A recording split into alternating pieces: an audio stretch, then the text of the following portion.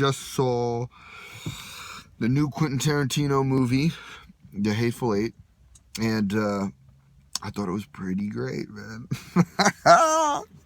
Quentin does it again, right out the box. It was really, really fun. I mean, unmistakably a Quentin Tarantino movie.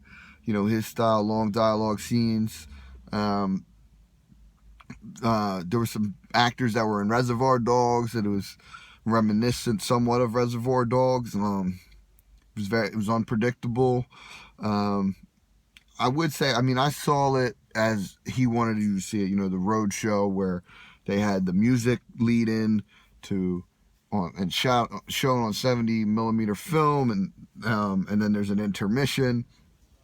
I would say up till the intermission, it was a little slow for me, but you know what I mean? You knew it was getting there. And I think he likes to make you wait. It was sort of like this feeling of like, oh, I can't wait till this happens and stuff like that. So anyway, so I loved it. You should definitely see it. Some extraordinary actors in it. Samuel L. is like, you know, he's basically has a lot of the work in this movie. He, you know, a lot of dialogue, and it's smart because he's magnificent in it and he's great. There's another character plays, I don't know the actor by name, but played the character Chris Maddock in it, and he starts out, you hate him, and he just becomes remarkable in the movie in a way you sort of you start to like him. It's magnificent, really, really good. And then I'd be remiss to not talk about the 70mm and the dynamic aspect ratios.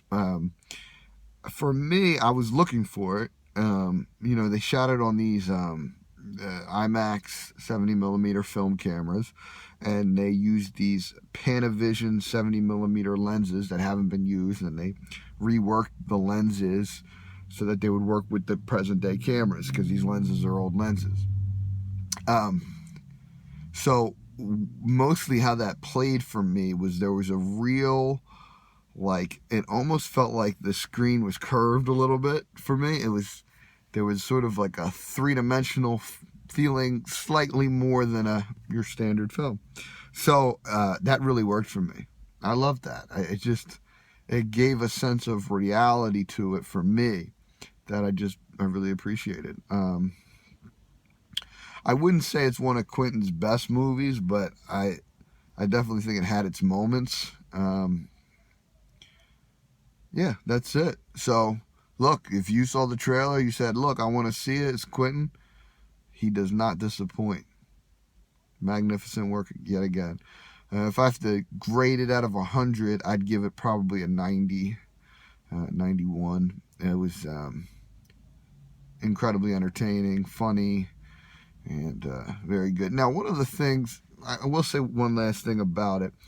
The use of the N-word, right? So, because it seems to be like a point of contention with Quentin. And while I consider myself to be liberal and open-minded, and really, like, I want an artist to go to the limits of their self-expression, because I think that's how we expand as a community, as a society, and all this stuff. But there is something about a Quentin Tarantino movie and the N-word where it almost feels gratuitous.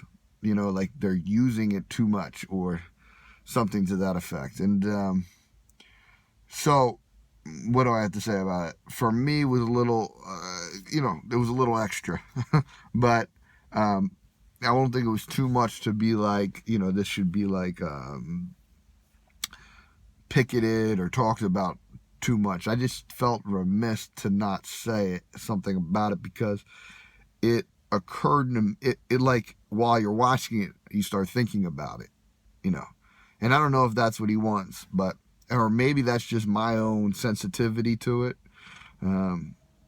but whatever it is, I thought I'd tell you about it. All right, well, I love you. Thanks for watching my videos. Tell people about my videos, and like my videos, and share my videos, and I love you. Bye.